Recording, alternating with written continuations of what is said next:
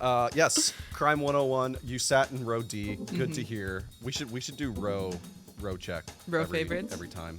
Row favorites. Well, not row favorites necessarily, but like just row check. Like where are we at? Like where are you sitting for each movie and stuff? So I will look that up in due course as to where I sat. But to set up Crime 101, this is written and directed by Bart Layton. Layton, yes. Starring Chris Hemsworth, Mark Ruffalo, Barry Keoghan, and Halle Berry, and Monica Barbaro. And Nick Nolte's in there as well.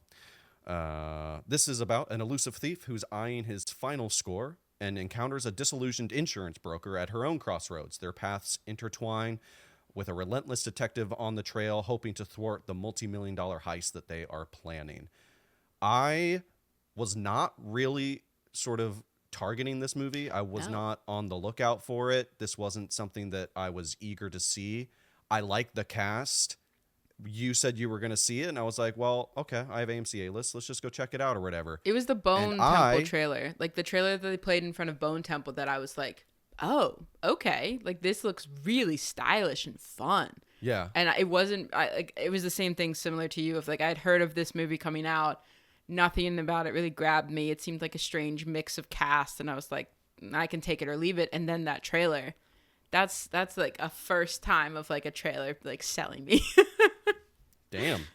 It was great. Well, obviously trailers I'm kind of iffy on depending on my interest level of the movie and like not wanting to be spoiled and yada yada. And sometimes they play trailers to death or whatever. But I had seen like promos for this. I hadn't seen like probably a full trailer unless like I just wasn't paying attention. But this wasn't something that was on my radar. But I am so happy I saw it because I had an absolute blast with this movie. I think it's good in IMAX really, really too. good. Yeah. Yeah?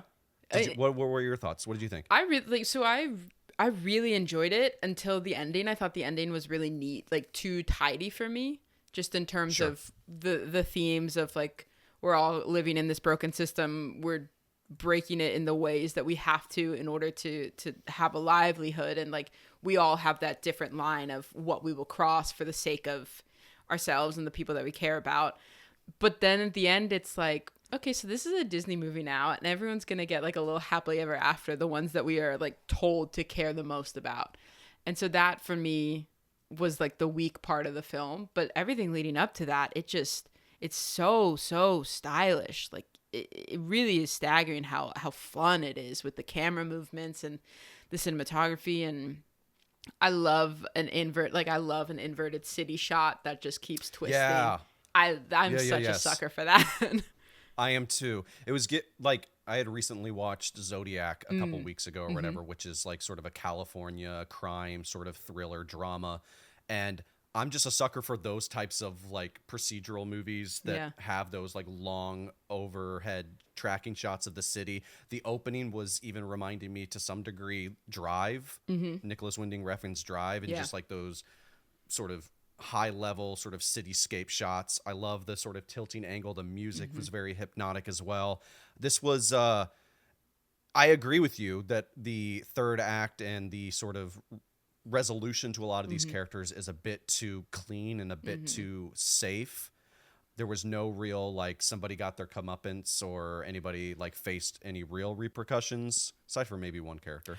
The one character though that we're like not really like, I felt some sympathy toward him because I feel like just the circumstances of what got him into this world and like how he didn't seem to have any support elsewhere and was looking for a father figure in Nick Nolte. But he's the one character that I would say they didn't put any time and effort into trying to show like the full picture of who he was. And so he's the only Chris one. Hemsworth's character? No, I'm talking about Barry. Oh, Barry Keoghan's character? Yeah, I don't feel like you were supposed to have any sort of remorse or sympathy for Barry. No, correct. Right. Correct. That's what I'm saying is like the one character in the film that they have built for you who we haven't seen his personal life. We just see him as this violent, intense guy, but they briefly mentioned that like his father did this. And so he's like trying to live up to the footsteps of his father. And I think, but like he does it in such an extreme, violent way that he's the only one who faces any sort of repercussions for his actions, even though the other people have also done a lot of things that are morally murky. but they get that happy ending. So I wish it ended in more of a ambiguous way where not everybody got what they wanted. It did feel a little too movie Yeah. in that respect. This is also based on a novel, if I'm not mistaken, as well. Yes. Written by Don Winslow. Yep, a novella. So I think it's short. I think he has a 3-part novella series called Broken, I believe, and then Crime 101 is the first one in the Broken thing. Interesting. Yeah. Yeah, I liked kind of going through all the cast or whatever. Chris Hemsworth character as Davis. It was interesting. I wrote a note about how like I was a little refreshed at how we didn't really get this super elaborate like backstory or flashbacks to his upbringing and stuff like that. He very much just subtly throws out key clues of like coming from a broken home, coming from a home of chaos, and like trying to find order, trying to reach a goal where he can finally have some sense of security, some sense of peace.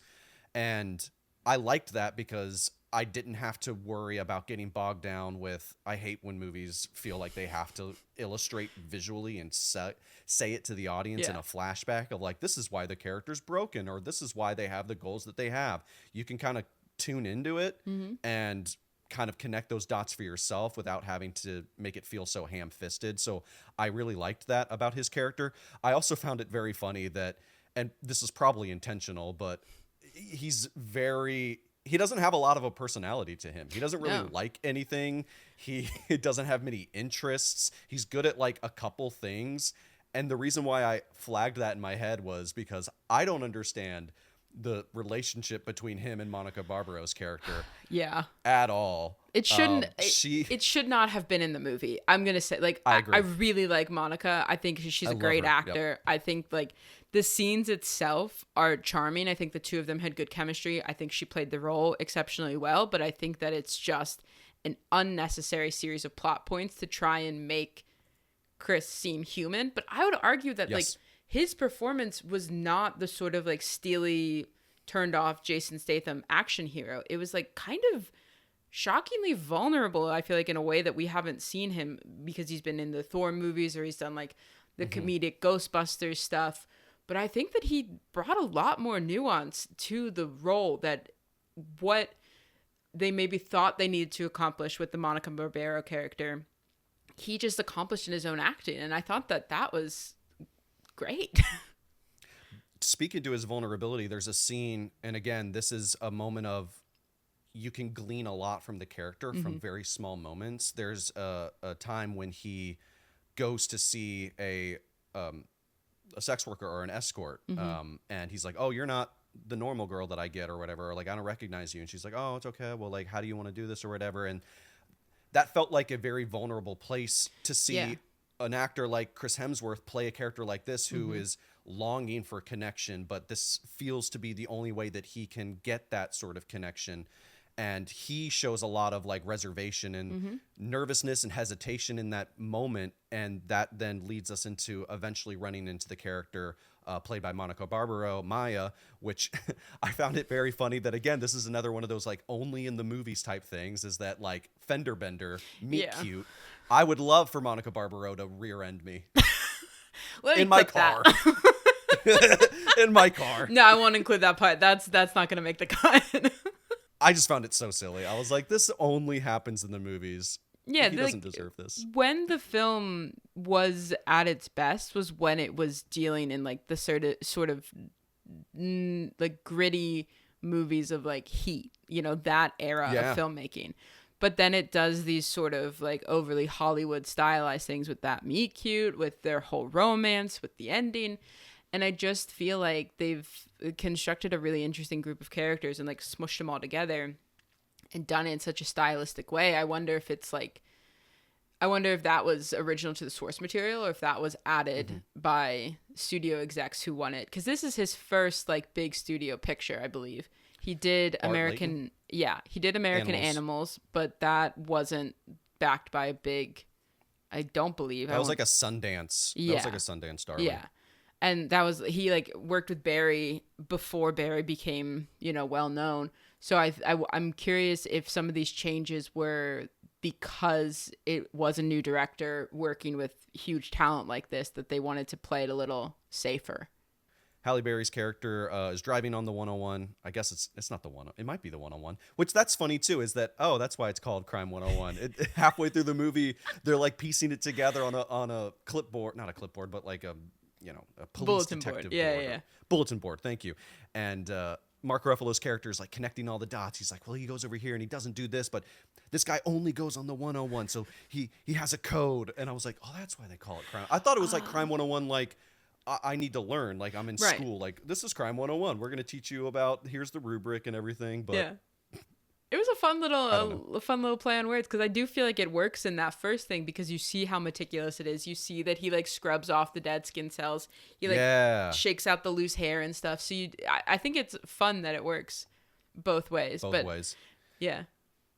But the people coming in and out of each other's orbit, Halle Berry's character's in the car, and Mark Ruffalo's character pulls up. They kind of like slightly look at each other, but not in a way that they're like, hey, I know you, but just in the way like people will casually like look over to their side when they're, stopped at a street light or whatever. And then he drives away. And I just like it feeling like these characters are coming in and out of each other's lives without really knowing. And then they end up mattering a lot in the way that they interact with each other, like at yoga and getting coffee and interrogations and stuff like that. So, I mean, narratively, it adds such a nice flow to the film of like showing you how interconnected this world is when they don't realize it until it like smashes into them.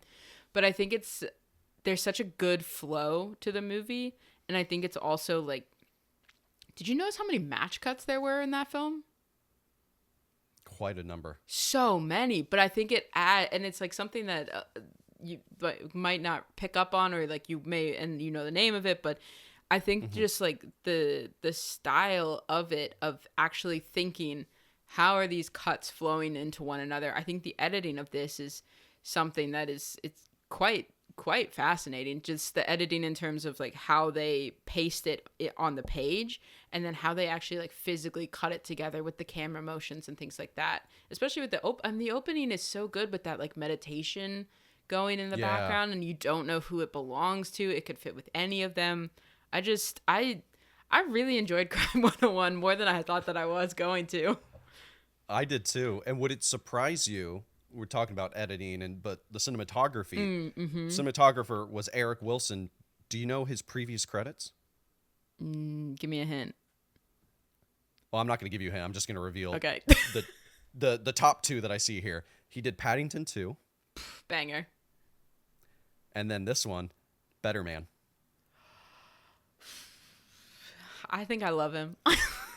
Crazy. Like those two movies, they feel in a weird way, they feel compatible, not just because there's like an animated like sort of animal character or whatever, but to think about the cinematographer for Paddington 2 and Better Man jumping to this. I mean, it's the Rock cool. DJ sequence is is equivalent to like so much of Crime 101. I mean, the Rock DJ sequences should be studied in every single editing class, or cinematography class, because that oneer is insane. The character trait that I thought was insane that they put on to Mark Ruffalo, when he's like walking with his banker's boxes to the new apartment, and he's got the cat in there, and like you find out that he's got the file. If you notice in the corner of the box, he has like an ingrown toenail remedy kit in there. And I was like, why are you doing this to him? I love a grizzled Mark Ruffalo as a cop. Same. If I ever need a cop, I want it to be Mark Ruffalo on 3 hours of sleep, drinking coffee and chain smoking a cigarette. Also, Mark Ruffalo doing yoga. So fun. They're like the few little bits of comedy that just felt like very natural, humanistic comedy that wasn't supposed to be like a big thing. I thought it developed it very well. I thought the action as well was very, very well done. The various set pieces. Barry Keoghan's character is just like a ball of energy. Yeah. Just this angry, this volatile, this. Yes, exactly. And I found him to be. It's just typical Barry Keoghan, just being a weirdo, just being like a loud, abrasive, unhinged character. That final sequence at the end in a hotel room, I found to be not only engaging and suspenseful, but also like kind of funny. And I don't know if it was like intentionally supposed to be funny. I mean, I was one sick of the one being guy. like, "You're a cop, shoot him." I should have shot him. Don't believe in violence, but I don't know. And then it was put your gun down. No, you put your gun down. And then another guy comes, I have a gun. It's like, no, you put your gun down. And it was just this like sort of Spider-Man gif where everyone's pointing guns at each other and doesn't know what to do. Yeah. I thought it was really fun. Yeah. Man, it's a good movie. It's a great what a great start. movie. This is another solid entry in early 2026 films.